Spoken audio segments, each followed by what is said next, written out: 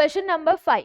The phyllotaxy in which two leaves arise from a bud at each node. अभी अभी हमने देखा था इस तरीके के phyllotaxy को, जिसमें हम क्या बोल रहे थे, ये स्टेम मान लेते हैं, इस स्टेम पर ये हो गए नोड, कुछ इस तरीके से ये नोड यहाँ पर प्रेजेंट।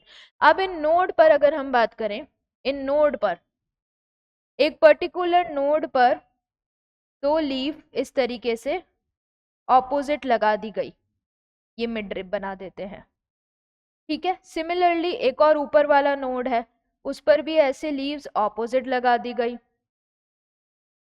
इस तरीके से लीव्स लगती जाएगी। तो ये कंडीशन क्या है, ये फाइलोटैक्सी है जिसमें दो लीव्स निकल रही हैं, दो लीव्स एक बड से निकल रही हैं जो कि एक ही नोड पर अटैच हैं। इस टाइप की कंडीशन को क्या बोला जाता है, ऑपोजिट फाइलोटैक्सी।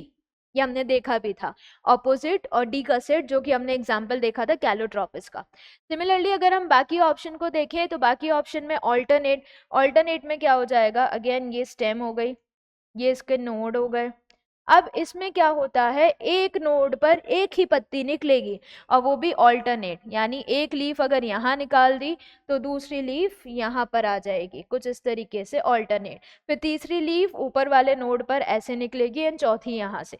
तो इस कंडीशन को क्या बोला जाएगा, ऑल्टरनेट फाइलोटैक्सी, ऑल्टरनेट फाइलोटैक्सी।